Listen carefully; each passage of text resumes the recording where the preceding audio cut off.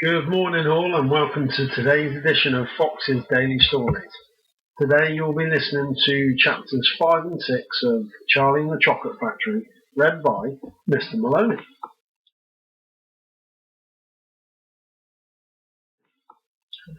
Chapter 5. The Golden Tickets. You mean people are actually going to be allowed to go inside the factory? Cried Grandpa Joe. Read us what it says, quickly. All right, said Mr Bucket, smoothing out the newspaper. Listen. Evening Bulletin. Mr. Willy Wonka, the confectionery genius whom nobody has seen for the last 10 years, sent out the following notice today. I, Willy Wonka, have decided to allow 5 children, just 5 mind you, and no more, to visit my factory this year. These lucky 5 will be shown around personally by me, and they will be allowed to see all the secrets and the magic of my factory. Then, at the end of the tour, as a special present, all of them will be given enough chocolates and sweets to last them for the rest of their lives. So watch out for the golden tickets. 5 golden tickets have been printed on golden paper, and these 5 golden tickets have been hidden underneath the ordinary wrapping paper of 5 ordinary bars of chocolate. These 5 chocolate bars may be anywhere, in any shop, in any street, in any town, in any country in the world, upon any counter where Wonka's sweets are sold. And the 5 lucky finders of these 5 golden tickets are the only ones who will be allowed to visit my factory and see what it's like now inside.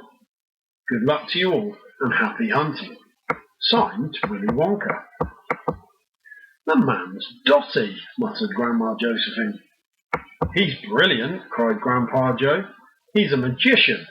Just imagine what will happen now. The whole world will be searching for those golden tickets. Everyone will be buying Wonka's chocolate bars in the hope of finding one.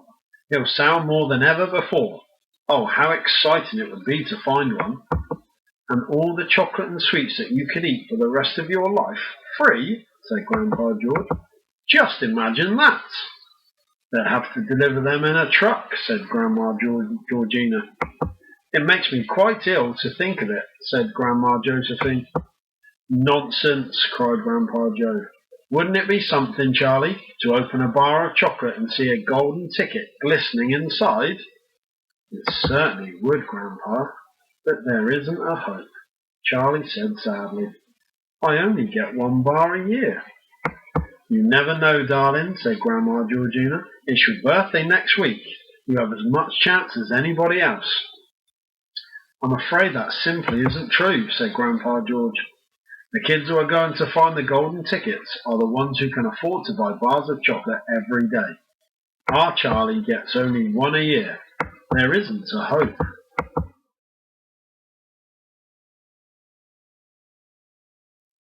Chapter 6.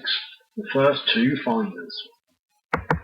The very next day the first golden ticket was found. The finder was a boy called Augustus Gloop, and Mr. Bucket's evening newspaper carried a large picture of him on the front page. The picture showed a 9-year-old boy who was so enormously fat he looked as though he had been blown up with a powerful pump.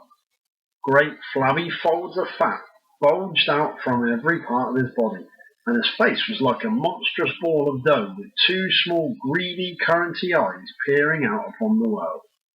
The town in which Augustus Gloop lived, the newspaper said, had gone wild with excitement over their hero. Flags were flying from all the windows, children had been given a holiday from school, and a parade was being organised in honour of the famous youth. I just knew Augustus would find a golden ticket, his mother had told the newspaperman. He eats so many bars of chocolate a day that it was almost impossible for him not to find one. Eating is his hobby, you know. That's all he's interested in. But still, that's better than being a hooligan and shooting off zip guns and things like that in his spare time, isn't it? And what I always say is, he wouldn't go on eating like he does unless he needed nourishment, would he? It's all vitamins anyway. What a thrill it will be for him to visit Mr. Wonka's marvellous factory. We're just as proud as anything. What a revolting woman, said Grandma Josephine. And what a repulsive boy, said Grandma Georgina. Only 4 golden tickets left, said Grandpa George. I wonder who'll get those. And now the whole country, indeed the whole world, seemed suddenly to be caught up in a mad chocolate buying spree, everybody searching frantically for those precious remaining tickets.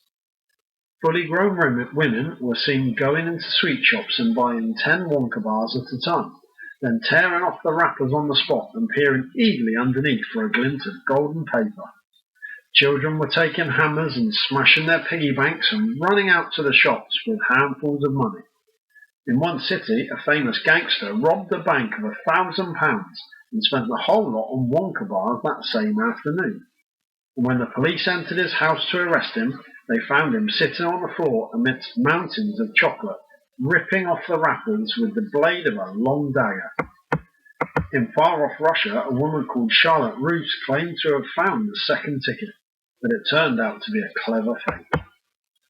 The famous English scientist Professor Foulbody invented a machine which would tell you at once, without opening the wrapper of a bar of chocolate, whether or not there was a golden ticket underneath it.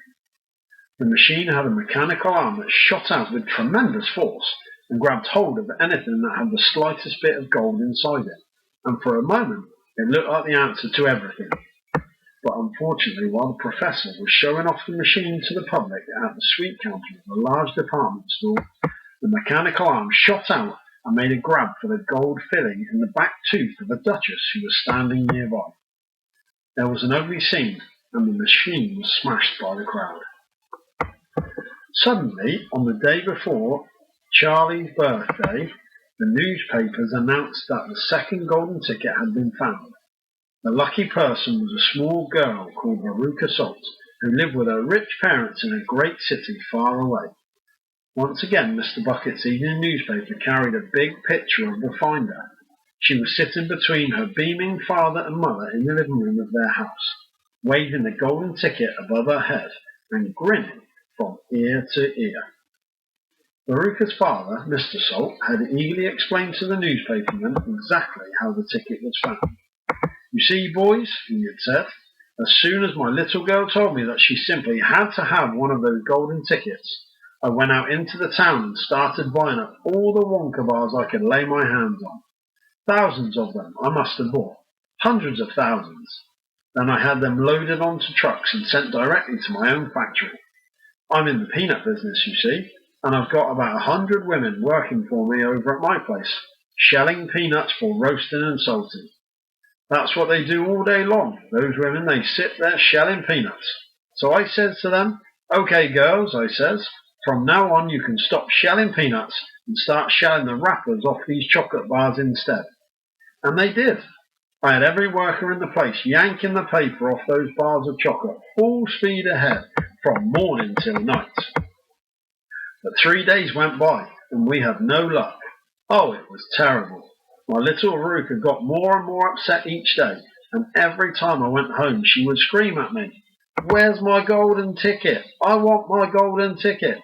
And she would lie for hours on the floor, kicking and yelling in the most disturbing way. Well, I just hated to see my little girl feeling unhappy like that, so I vowed I would keep up the search until I'd got her what she wanted.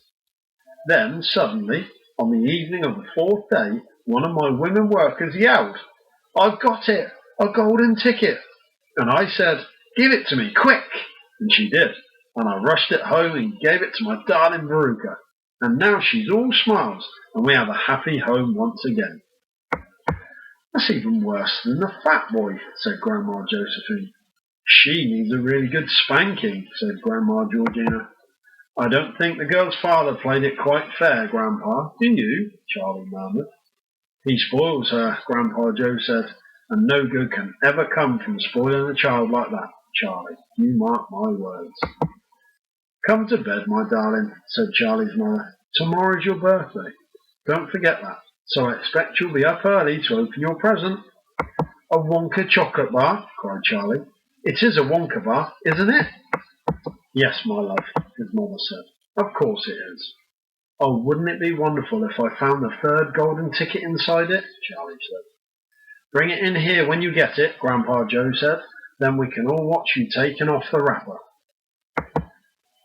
And that's the end of today's edition of Fox's Daily Stories, which brings us on to our our creative challenge. Now I'm going to steal this one from Mrs. Harvey, who used it on World Book Day, and I liked it that much. So what I'm challenging you to do is to describe the 2 paragraphs that you've just heard in 6 words. So the 6-word challenge. And what I would possibly like you to do, if you can, is whilst you're thinking of it before you commit pen to paper, is I want you to be thinking about it whilst you are either bouncing a ball against the wall or juggling it up in the air and catching it.